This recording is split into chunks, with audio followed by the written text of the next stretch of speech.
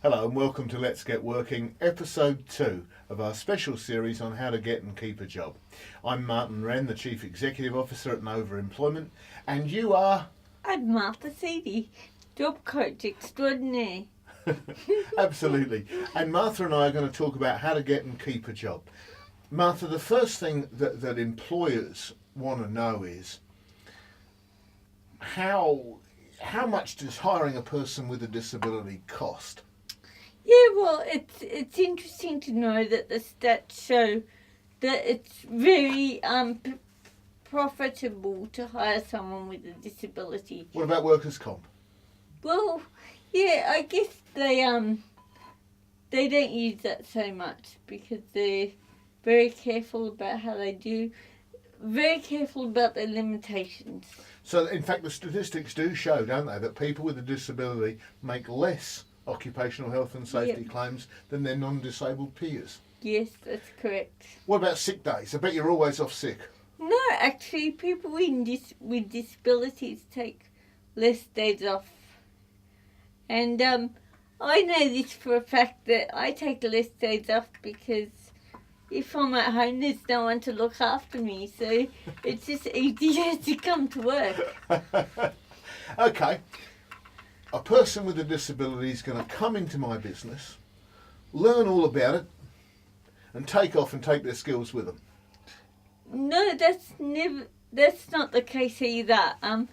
People with disabilities tend to stay in their job longer, and that's because they've learnt their bus route, they've learnt how to get around their office. They make it a place of comfort, so that they can work to their potential. And that potential often is extremely profitable for business owners. Mm-hmm. Nova is obviously an organisation that assists people that have a disability to get work, but we're also quite a large employer with around about 200 staff. And I can tell any potential employer with absolute conviction that the staff that we have who have a disability, and they're many, are amongst our most profitable employees. They don't take as many sick days, they are just as productive, and many of them are amongst our very best performers.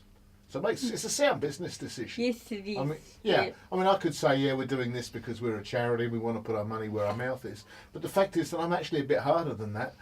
We have a goal to achieve, and people with disability are amongst those most contributing members of our team. Now, there's something that I do want to talk with you about, and it's a difficult topic. Disclosure. Yeah.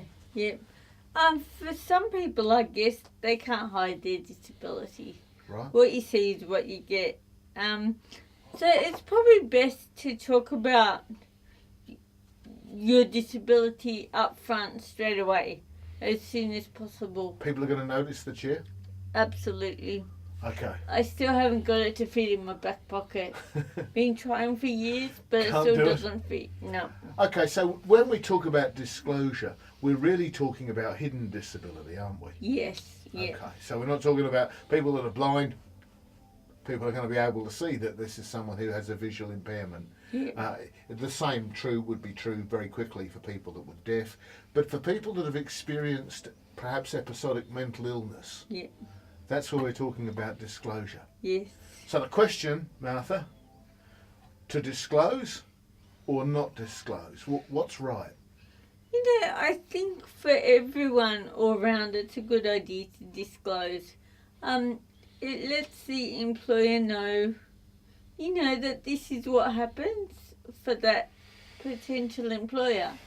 But it also, the employer just has it off their chest and is able to just be, fair about it. Okay. What about though? Because I hear what you say. I bet you a lot of the people watching this video would think I know jolly well that if I put my hand up and I said I have episodic mental illness, then I'm not going to get as many job interviews, and there'll be a whole bunch of people who just won't even bother replying to me because it's too scary, too hard, and they don't want that person working for them. I think it's good to get rid of those people that are not going to employ you anyway. You want the people that have an open mind, that are understanding, and are willing to give you a go. Okay. So do I have to disclose? You don't have to disclose. Right. There's no law that says you have to disclose. Okay. But I think in the notes there are a few points that say why you should disclose. Let me have a look here. Okay, so I might talk about what my disability is. Yep. And I suppose if you did do that, that might reduce some of the pressure you would otherwise feel. Yes. You know, that's I've got a secret I haven't told you, and you're my friend, Yeah. or we're developing a friendship. At what point do I tell you? Yes. You know, that could be hard. At the same time, Martha, I can't help but feel that for some people, they're going to be saying, well, look, you know, if the price of a job is disclosure, I don't want to pay the price, because they don't want to risk the embarrassment, the humiliation, or simply having their privacy invaded. So I think it's very much a personal matter. Yes, it is a personal Okay. matter. But there are also laws that say, you know, your privacy needs to be respected. Just because you tell an employer that you have a mental illness, they have no right to share it with everyone in the office. No, that's true, but still sometimes I can think of occasions when that has happened. Yes. So this is very much a personal thing. It is a Do you personal disclose thing. your disability? In some instances, you did by turning up. Yes. In other instances, you may feel that you want to keep that private. That's your right. However, if you do choose to disclose, and we might be able to help perhaps with discussing how you might best do that, in many instances that will reduce the stress and reduce the pressure. Yes. And to tell you one thing that's absolutely true, is that any number of employers, and we're talking about probably in the millions of people involved in business, either have personal experience of mental illness or have very close friendships with people or family members who've experienced mental illness. And these days it is something that we're more able to talk about openly. Yep. Okay, so there's a couple of things to start us. Now, we wanted to talk about networking, and I think networking will probably take up the majority of our show for this week. Okay. Networking. Tell me Yeah. about it. So networking is about the people that you are in contact with and the people that possibly they are in contact with, having openings or knowing about openings for jobs that they could tell you about and you could apply for. Okay, I want to nail this down a bit. Last week we said getting a job should become your job. Yes. So you're going to get involved in actually looking for work, not applying every Wednesday when the local paper comes out for a job or two, but actually getting after employment on almost a full-time basis. Yeah.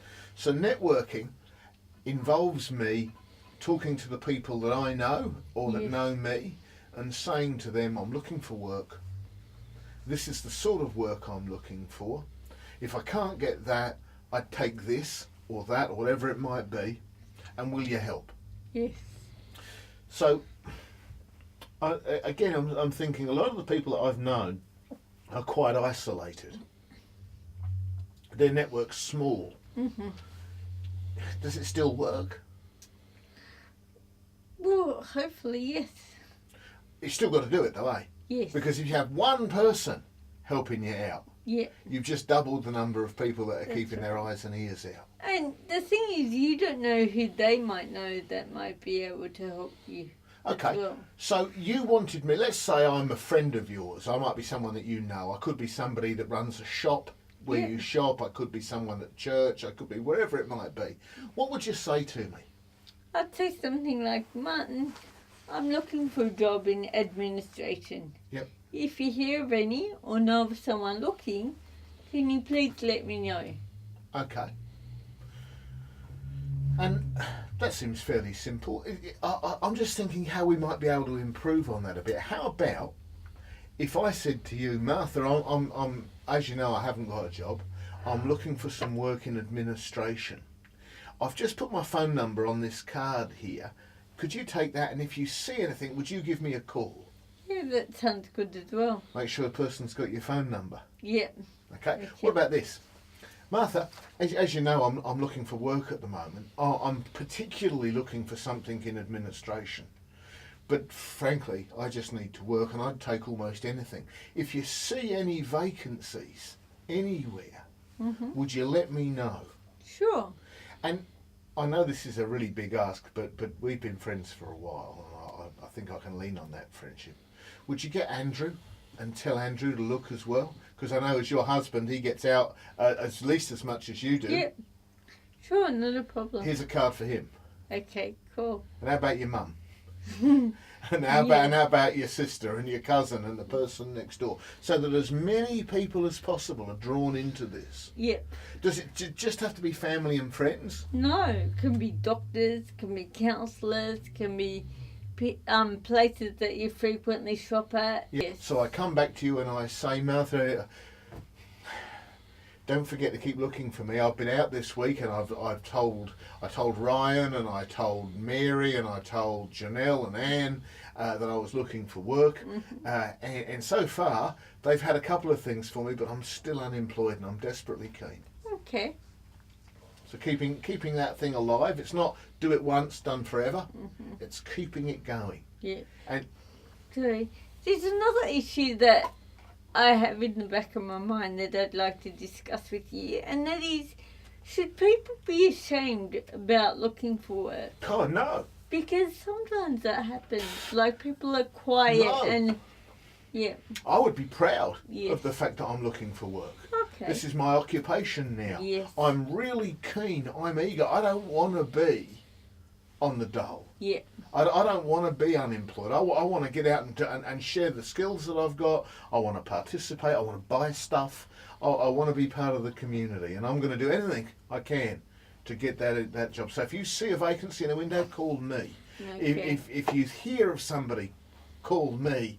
Yeah. Ask your friends, please, because I'm keen. I don't think I'd be ashamed of that. I'd be proud of the fact that I was taking some effort. Yeah. I mean, the alternative is sit at home and watch daytime TV. And that's not going to get you a job. No, And it's not going to buy you the things that you want. certainly not. So no, I wouldn't be ashamed of it at all. I'd be proud of the fact that my attitude is one that's positive and keen to get back into the workforce. Great. Cool. How 80% of jobs are found through networking and cold calling, Absolutely. as opposed to advertised positions. Do you know, yeah, thank you. Because once a position's in the paper, if we wait, and I know that for me, the local paper for my house comes out every Wednesday. Now, by the time I get to that paper, I think the readership, if I remember correctly, is something like 56,000 people read that paper. I bet you I'm number 55,999. There's only one bloke hasn't seen it already before me. So I'm already at the end of the queue. Yeah. You've also got to think about the person that's placed that advertisement in the paper. They're expecting a reply now. They want someone now. And they're under a bit of pressure to fill that spot. They're also getting dozens of calls. It's not unusual for us to get 70 or 80 people interested in a vacancy that we put in the paper. Right. So you're just one amongst many. Yeah. And if you're like me and luck runs against you, you're probably at the back of the queue. The great news is that those jobs that are in that paper are the tip of the jobs market. Yeah. They're like an iceberg. That's the bit you see, but the real jobs market is hidden. It's not advertised in papers. That's why we're networking. Yeah. We want to know what our friends know, our neighbours know, what our family know. They're the vacancies that are filled with a little bit of time on our side. Yeah. And allow the employer as well to give you a bit more consideration. If I've got to talk to 80 people today, you can have 1/80th of the time I've set aside. But if the only person I'm talking to is you, you've got the set. Yeah. So, sorry, So I guess there's a lot less pressure. heaps less. And you know, even if they talk to you or know about you looking for this job without a job being available, they can have you in the back of their mind. And when the job becomes available, Yep. you may be one of the first people that they ring up and say, hey, how about an interview? Will we come back to cold calling in our next show? Yeah, I think we might do that. Okay, well, let's come back and let's have some ideas about how we're actually going to sell ourselves when we knock on employers' doors. Sounds good. All right.